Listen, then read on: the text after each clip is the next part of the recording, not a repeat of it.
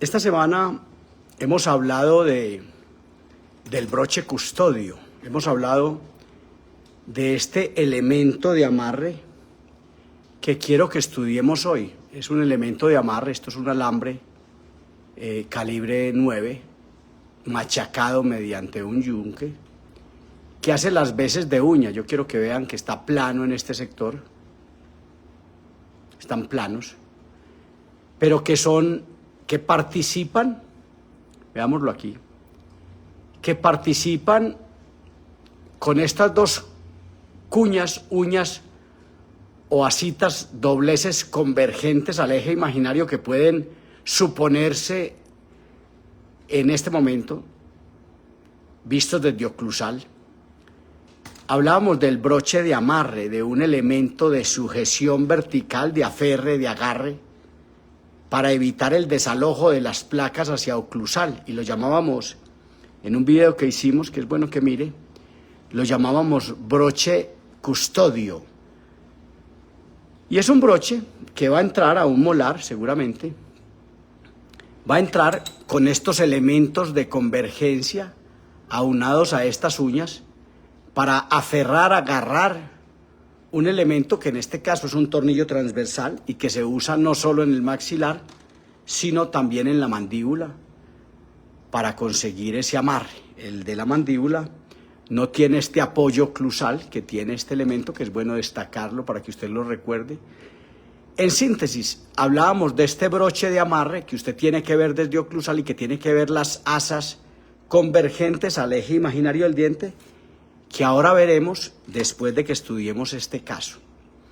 Esto es un caso, recientemente estaba en Madrid haciendo un evento académico, nivelación y simetrización del esqueleto facial, y me llama una médica de Barcelona y me dice que le permita viajar a Madrid y estar con nosotros en el evento para hablar de este caso en particular de su hija, que tiene 19 años y que está cursando la disciplina de la odontología, de la medicina, que está estudiando medicina. Entonces me mostraba estos modelos que yo quiero que usted empiece a analizar y vea esta relación molar clase 1, vea este más o menos engranaje oclusal, vea este engranaje oclusal, vea esta relación molar clase 2, estos modelos fueron recortados con la mordida, con la oclusión habitual en posición, fueron llevados al recortador con la oclusión habitual, con esto lo he explicado varias veces, esto y esto, fueron llevados. Y entonces, ante esta relación molar clase 2, también podemos apreciar, como elemento de análisis diagnóstico, una mandíbula desviada hacia este lado, ¿cierto? Esto es un lateral, esto es un central, esta es la sínfisis mandibular, la línea media ósea, y hay una desviación de la línea media ósea que si tratamos de corregirla, yo quiero que vea, seguramente tendremos que corregirla por este cóndilo y avanzar este cóndilo, avanzar esto a una relación molar clase 1, de repente así, y tener un poquito más, y tener esta coincidencia de las líneas medias óseas. Las líneas medias óseas son las líneas medias verdaderas, también llamadas verdaderas, las líneas medias esqueléticas, el centro de la maxila y el centro de la mandíbula, muy fácil de detectar en la mandíbula que hay una sínfisis, que son en esencia las líneas medias ortopédicas, son las líneas medias ortopédicas y que no tienen mucho que ver con las líneas medias dentales, que a veces nos confunden tanto y confunden tanto al ortodoncista tratando de alinear dientes para corregir las líneas medias. O sea, que hay una desviación funcional de la mandíbula en un engranaje mecánico que le ofrece este hueso maxilar, que vamos a observar y que vamos a ver y vamos a pensar y vamos a decidir, hombre, ¿será que esta distancia intercanina está comprometida? ¿Será que este lateral no cabe? ¿Será que este otro central tampoco cabe verdaderamente? ¿Será que este lateral, aunque parece estar muy bien, será que no cabe? ¿Será que aquí hay una compresión, estrechez o atresia transversal, particularmente en el sector anterior, y de repente se hace necesario medir la distancia intermolar superior y entender qué distancia intermolar y apoyarnos en alguna medida, por ejemplo en la de McNamara, permítanme. Por ejemplo, buscar estos 34 milímetros de McNamara, esto es 20, 30, 34, y ver qué tenemos, ¿cierto? Y vemos que tenemos una distancia intermolar de repente de 32 milímetros, de 31 milímetros apenas, y que por consiguiente, de repente la distancia intermolar hay que ampliarla. Veamos esta distancia intermolar. Entonces, ¿qué tenemos aquí? Tenemos un paciente con una compresión, estrechez transversal, donde es muy bueno que nos paremos ópticamente en esta vista cenital u oclusal, como debe llamarse en odontología, y veamos qué orientación tiene este diente y aprenda a pararse ópticamente en la orientación que tiene cada uno de los dientes, y usted de repente va a entender algunos aspectos y va a entender una distancia intermolar y una distancia intercanina comprometida. Igual tenemos una mandíbula que sería bueno que la observáramos, donde también hay una atresia, una estrechez transversal, y hay que pensar en que este paciente de 19 años se le puede conseguir ampliación transversal de esta mandíbula también, aunque la literatura clínica diga que no hay nada más inestable que la ampliación. Si esta mandíbula se le implementan protocolos de activación lenta a un método terapéutico lentos, es posible que ante estos estímulos lentos haya un estímulo importante, que lo explicaba en el anterior video, y que haya un cambio de tensegridad, que haya un cambio de la estructura molecular del citoesqueleto, y por consiguiente se piense en un desarrollo, no, porque no es desarrollo, es crecimiento alveolar inducido. Desarrollo es si estuviera el remanente de crecimiento ahí, que debe estarlo, y que es importante que lo discutamos luego. Pero entonces sigamos viendo este caso y veamos cómo es que se va a resolver y qué es lo que hay que hacer, cuál es la planeación biomecánica que se tiene para este caso, que repito, se está haciendo en Colombia y que se va a enviar a Barcelona para que lo implemente un clínico y lo maneje un clínico, seguramente pretendiendo una ampliación que es muy fácil resolverla si se piensa en protocolos de activación lento. Yo quiero que usted vea este broche custodio y entienda que clínicamente en este paciente, este broche custodio casi que hay que entrarlo individualmente.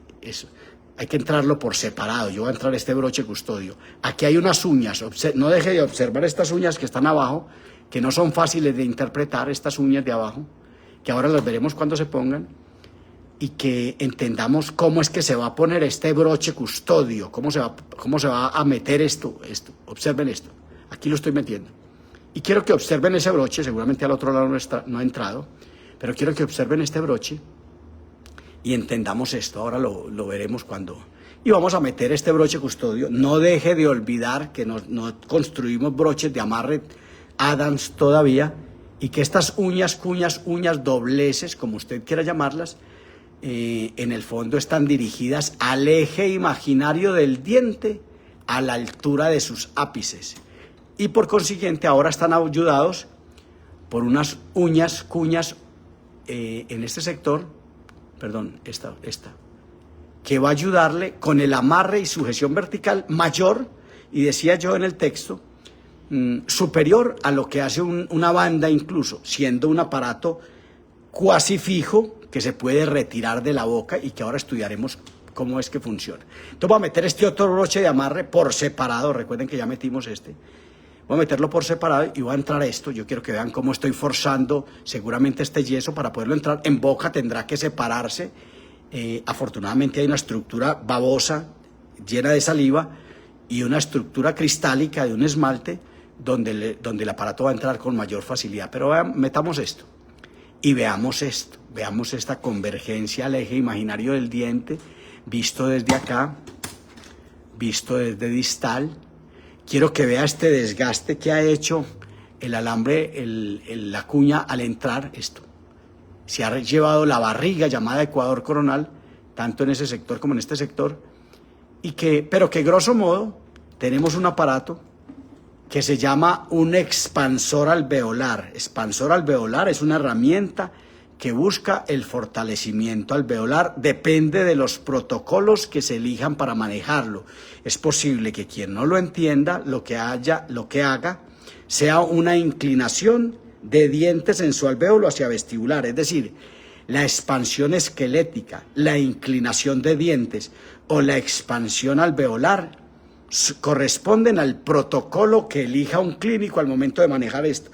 Siendo este aparato, podría ser este aparato, empecemos por un aparato perverso, si se creyera que se debe activar 2 o 3 veces por semana, como dicen algunas academias en el mundo, con una grandilocuencia y sacando pecho para esgrimirlo, cuando realmente esos protocolos lo único que van a hacer es inclinar dientes. Entonces vamos a poner el aparato inferior para que no hablemos más de esto y entendamos esto, el broche custodio. Sigamos en el broche custodio. Entonces el broche custodio se pone uno a uno. Yo quiero que veamos cómo a meter este en la boca. De pronto es un poquito más fácil. Esto es una estructura de yeso que está a punto de desaparecer lastimosamente y de repente tendremos que estos aparatos los producirá una máquina. En fin, entonces veamos esto. Veamos cómo meto este otro gancho, este otro broche de amarre. Y veamos esto acá. Esto se pone uno a uno. De repente, este aparato sería bueno ponerlo, y es muy bueno que nos pasó esto, ponerlo primero por un lado que por el otro. Entonces voy a tratar de ponerlo, igualmente en boca, de pronto va a haber que hacer esto, poner primero este lado y después colocar este otro. Este arco, yo quiero que sepan que este arco se va a recortar, este alambre se va a recortar. No está haciendo contacto con este diente. Este arco sí se va a dejar haciendo este contacto. Yo quiero que usted vea esto, que usted vea esta línea. Esto se llama geometría proyectiva. Es un tema un poquito complejo de entender por nosotros y que veamos esto. Veamos cómo este diente se mete hacia este lado. Es decir, en esta linealidad que tiene, este diente se mete hacia un lado, ahora veremos para qué. Y entonces este arco va a seguir haciendo contacto acá, mientras que este arco se va a cortar aquí. Se va a cortar porque este diente no necesitamos moverlo. Y en este momento yo le invito a que usted piense, analice y vea que hay una mayor lingualización de este diente y que este diente hay que llevarlo hacia vestibular para entender qué es lo que va a ocurrir acá. Pero entonces volvamos a esto. Este tema es complejo. Este video podría llamarse proyecciones geométricas o geometría proyectiva. ¿Qué es lo que se pretende hacer acá? Entonces veamos esto. Veamos estos broches de amarre, ya están puestos en el modelo. Veamos la convergencia de este elemento de amarre, de agarre, de sujeción vertical, broches custodios. Y veamos esto. Y veamos qué es lo que va a ocurrir acá. Este aparato se va a activar primero el arco superior. Ya le voy a contar algunos tipsitos para que pueda hacer esta expansión y pueda aumentar esta distancia intermolar, que ahora veremos qué va a ocurrir. Yo quiero que no deje de apreciar que aquí, en este sector, no hay un contacto ni con este bicúspide ni con este bicúspide. Obsérvelo por aquí. No hay contacto con esos bicúspides, pero sí hay contacto con este canino y con este 6. Y en cambio aquí, sí hay contacto con estos dientes. Razónelo. Este video de pronto requiere que se vea nuevamente. Esta placa, que tiene un excelente amarre, podría en manos de un clínico no necesitar algo que yo propongo que es bueno que se haga, que es una prominencia, un estorbito de resina, un estorbito de resina en este sector y un estorbito de resina en este sector, para que este aparato no tienda, a pesar de tener un broche custodio, a desalojarse hacia oclusal, ¿cierto? Que tenga unos topes de resina, que este aparato, recuerden que este aparato es removible, este aparato se debe quitar, yo diría una vez al día o cada 2 días para hacer la higiene, aunque este aparato permite masticar alimentos llevándolo puesto. Este aparato está hecho para masticar alimentos llevándolo puesto, dándole, atentos con esto, dándole a la fisiología de la oclusión dental alguna responsabilidad en el tratamiento. Hablaba yo con una médica esta mañana y le decía que en ortopedia y en ortodoncia a veces el clínico como que se siente el responsable de todo y cree que la oclusión dental no es un aparato de ortopedia. Usted lo que está proponiendo, usted lo que está haciendo aquí es una propuesta de oclusión y tiene que dejar que la responsabilidad de la masticación participe activamente. Créame que la fisiología de la oclusión dental sabe más que la medicina y la odontología mismas y hay que darle su participación. No es que este tratamiento lo haga un clínico solito, no, el clínico está induciendo, el clínico induce para que la oclusión dental, la fisiología de la oclusión dental participe activamente haciendo mayores aportes que estos aparatos biomecánicos que son el método científico terapéutico y que deben ser concebidos con esa cientificidad que requiere un tratamiento clínico. Entonces entendamos, en esa medida, en la medida en que se activen estos tornillos, se va a ir haciendo una propuesta. Yo quiero recordar una frase que uso yo mucho, que es que la maxila es el escenario oclusivo en el que la mandíbula habita. De hecho, hay una teoría de crecimiento y desarrollo, la teoría más importante que tenemos, que es la teoría de Alexandre Petrovic, de 1969-70, que dice que el que comanda el desarrollo del viscerocráneo, se decía para entonces, hoy se habla de los huesos de la cara o del esqueleto facial, que el que comanda el desarrollo de la trompa de los seres humanos, entonces para que mejor usemos un término más crítico, que el que comanda el desarrollo de la trompa de los seres humanos es este hueso maxilar, que este maxilar es el que crece hacia adelante y hacia abajo fisiológicamente ante el desarrollo de los huesos de la cara, donde todavía nos falta hablar de las matrices funcionales virtuales, que son entre comillas virtuales, que son los senos neumáticos, los 8 pulmoncitos de la cabeza que participan activamente del insuflamiento y por consiguiente de hacer cavidades, pulmoncitos más amplios, cavidades neumáticas, los famosos senos neumáticos, los senos frontales, los senos esmoidales, que en el fondo no son dos, son más, los senos esfenoidales y los senos maxilares, que son los 8 pulmoncitos que llama Barbieri en Sudamérica, pero que son los que van a alivianar el tercio medio y superior o alrededor de los ojos, para alivianar y cambiar la orientación facial. De hecho, falta esa teoría, falta la teoría de implementar los senos neumáticos y hablar más que de perfil cóncavo, convexo, recto, hablar de la orientación facial. La orientación facial. ¿Cuál es la orientación facial de fulanito? ¿Cuál es la orientación facial? ¿Cuál línea facial tiene el paciente? ¿Cuál es la orientación facial? ¿Cuál es la orientación facial del paciente? Esto, hay que hablar de esto, todavía hay que hablar dado básicamente por unos senos neumáticos comandados por el condrocráneo o base craneana y un hueso que hace una rotación, extensión, flexión, que es el esfenoides, y unos temporales donde está metido el cóndilo de la mandíbula. Pero no nos distraigamos con esto y sigamos adelante y entendamos que el maxilar es un escenario que le permitirá a la mandíbula expresar su dinámica. Entonces le decía que hay una teoría de 1969 de Alexandre Petrovic, pero también hay otra teoría de un maestro en Barcelona, precisamente en España, que fue el doctor Pedro Planas Casanovas, que habla de que la mandíbula y su dinámica con el contacto incisal y un músculo que se llama el pterigoideo lateral, que promueve la dinámica mandibular, el movimiento lateral y por consiguiente el desarrollo del hueso maxilar. Esa teoría se llama RNO, rehabilitación neuroclusal, pero es otra teoría de desarrollo que podríamos llamar la teoría de la dinámica mandibular. Planas, Petrovic, aclaro, hago un paréntesis, una anécdota interesante.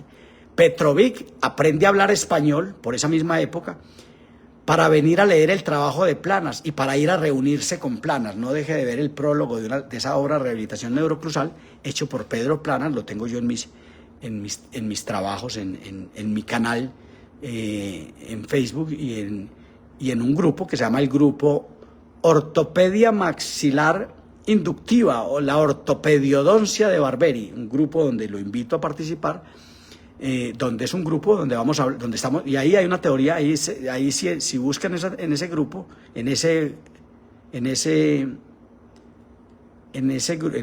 grupo de ortopediodoncia va a encontrar la teoría Petrovi, pero no hablemos de eso. Entonces, finalmente hay otra teoría que es la teoría de la dinámica mandibular de Planas, la RNO, que yo la llamaré la dinámica mandibular, donde esta entidad llamada mandíbula, el único hueso móvil de los 22 huesos de la cabeza, es el responsable de participar en mancomunidad con el desarrollo del hueso maxilar, que viene creciendo hacia adelante y hacia abajo, y que hay un punto vital entre ambos autores, Petrovi y Planas, que es el contacto incisal, el cierre del circuito neuronal, dice Vilma Simuel. Entonces, esto es interesante que lo tengamos presente y entendamos cómo es que esta entidad puede participar en mancomunadamente para ayudarle al maxilar a producir el desarrollo hacia adelante. El maxilar es el escenario que llama a la mandíbula a promover el escenario y la dinámica de una mandíbula. Esta mandíbula está atrapada, no atrapada verticalmente en una mordida cubierta, en un verdadero atrapamiento mandibular, sino en un engranaje oclusal que podría provenir de unos tratamientos que se pueden haber hecho en la infancia de este paciente, que deja a este paciente con una inestabilidad oclusal, donde en el fondo, yo quiero que apreciemos esto a los 19 años, casi que se aprecian los mamelones de estos incisivos, ¿cierto? Esto es bueno que lo leamos, ¿cierto? Es decir, una oclusión una morfología nuevecita, sin estrenar, que hace que de repente esto no pueda avanzar. De hecho, esta paciente tiene un seno esfenoidal asimétrico, con mayor tamaño que el otro.